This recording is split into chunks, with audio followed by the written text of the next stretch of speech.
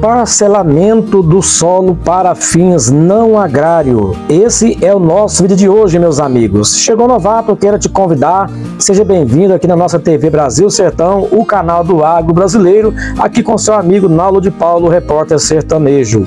Eu quero te convidar, venha se inscrever conosco, ative o sininho das notificações, dê o seu like no joinha, gostei, compartilhe esse vídeo na sua rede social com seus amigos aí e venha fazer parte da nossa família. Hoje, trazendo aqui mais um vídeo falando sobre parcelamento do solo rural para fins não agrário. Então você quer saber desses detalhes?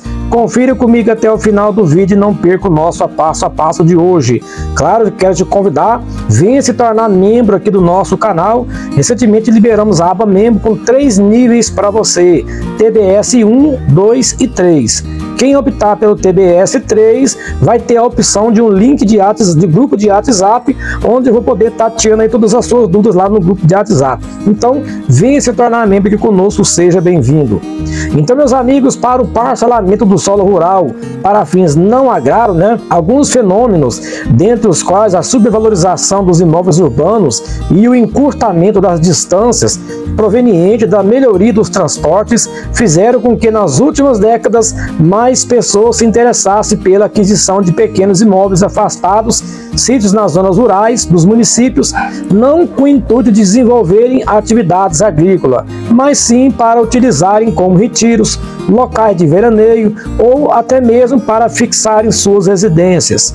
Então, atentos a essa demanda, muitos empresários têm se dedicado a adquirir imóveis rurais com o intuito de parcelá-lo em pequenas unidades e vendê-los ao público, não raro através de loteamento clandestinos, nos quais sequer há aprovação de loteamento do projeto do poder, pelo poder público no caso, e muito menos o registro dessa documentação no registro imobiliário competente.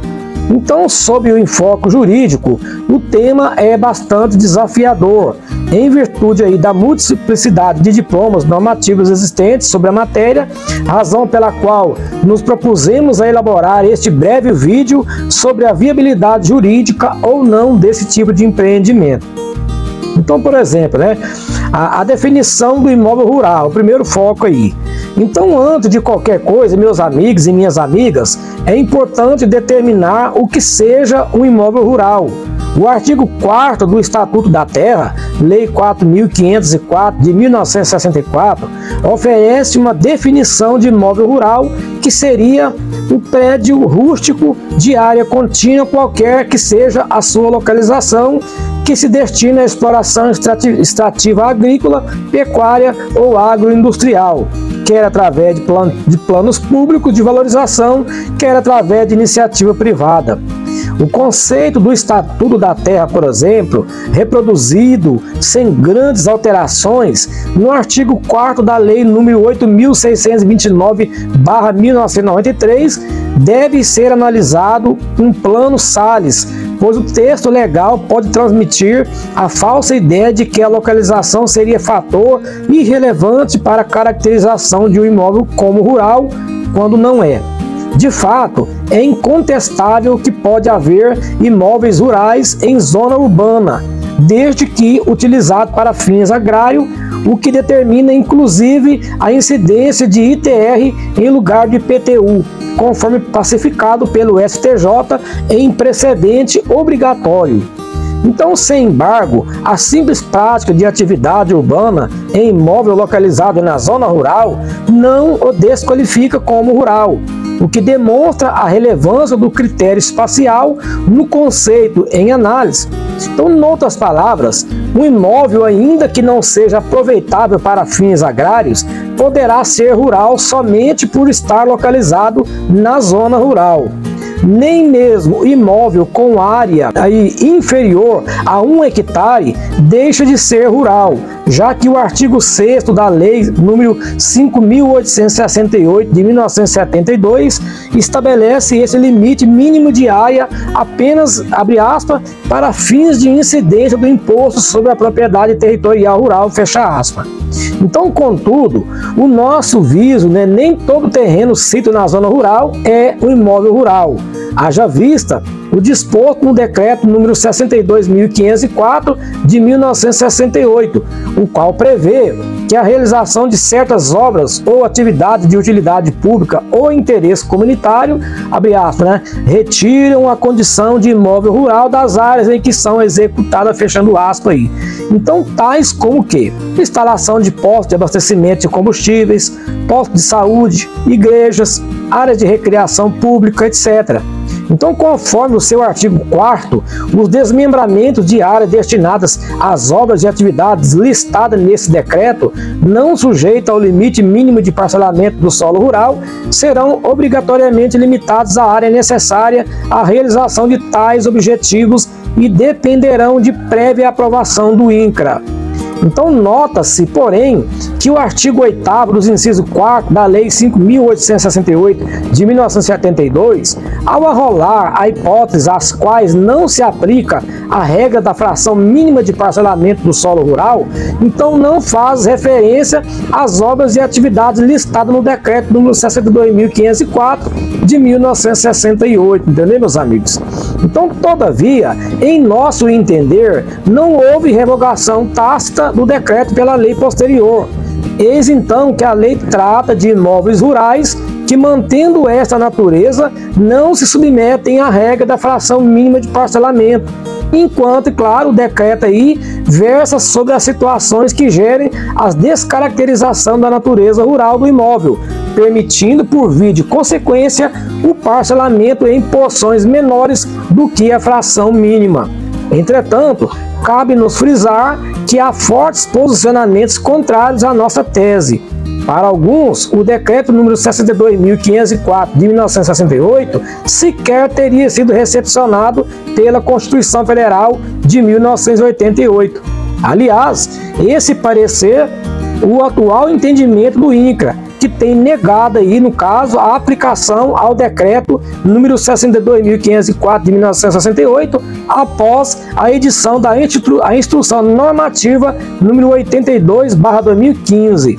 Esse diploma, no caso aí, em seu artigo 11, terceiro A, e o artigo 23, segundo, regulamenta aí, no caso, o procedimento de descaracterização do imóvel rural, dispondo que o imóvel rural somente deixará de sê-lo quando inserido no período urbano, no caso, perímetro urbano, definido em lei municipal ou plano diretor, e cumulativamente perder a destinação que o caracterizava como imóvel rural, o que contraria o referido decreto, que não exige a inserção do imóvel em zona urbana.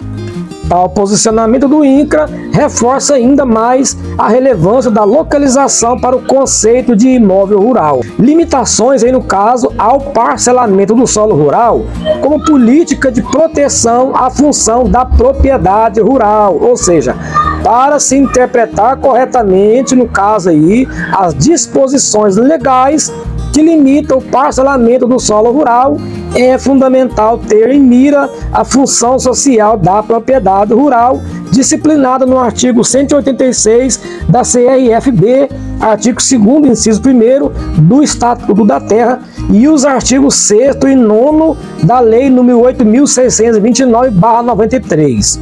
Então, traçando os pilares da função social da propriedade rural, o artigo 186 da Constituição Federal dispõe o seguinte fator. Artigo 186. A função social é cumprida quando a propriedade rural atende simultaneamente, segundo critérios e graus de exigência estabelecidos em lei, aos seguintes requisitos. Veja aqui. Primeiro, aproveitamento racional e adequado. Segundo, utilização adequada dos recursos naturais disponíveis e preservação do meio ambiente. Terceiro, observância das disposições que regulam as relações de trabalho. Quarto, exploração que favoreça o bem-estar dos proprietários e dos trabalhadores. Então aí, o verdadeiro sentido da expressão função social da propriedade é o de produzir à terra todos os bens que possam satisfazer as necessidades presentes e futuras dos homens, e para que se atenda aos princípios de justiça social e ao aumento da produtividade. Isso posto, só veja claro que o fracionamento excessivo do solo rural e a criação de adensamentos populacionais em zonais, no caso as zonas rurais, normalmente contrariam o interesse público e desvirtuam a função social da propriedade rural, na medida em que criam minifúndios, que são propriedades rurais com áreas e possibilidades inferiores ao necessário para garantir a subsistência e o progresso socioeconômico do homem do campo, que está lá no artigo 4º da Lei nº 4.504/64B, e provocam, no caso, muitas vezes, a degradação do meio ambiente natural e sejam a utilização de áreas rurais para fins diversos, dos quais são vocacionadas, prejudicando o desenvolvimento agrário do país, e subvertem aos planos de subdesenvolvimento urbano dos municípios, levando aí às zonas rurais problemas próprios das áreas urbanas, no caso relacionados ao saneamento básico, transporte, segurança, etc. Sem que, é claro, que estejam presentes a infraestrutura e os serviços públicos concentrados nas cidades. Então são basicamente esses, pois, os motivos que ensejaram a implementação de política legislativa voltada a obstaculizar o aproveitamento do solo rural para fins não agrários. Sobre tal política, no caso, escreveu aí um profissional, o Arnaldo Rizardo, que ele que prega aí, né, para diminuir os obstáculos aí para criar esse tipo de conceito. Então eu espero que eu tenha ajudado a você nesse vídeo de hoje. Se você gostou, meus amigos, deixe seu like, inscreva conosco se não está inscrito ainda, ative o sininho de notificações, compartilha e venha fazer parte da nossa família. Um grande abraço para você e até o próximo vídeo, se Deus quiser.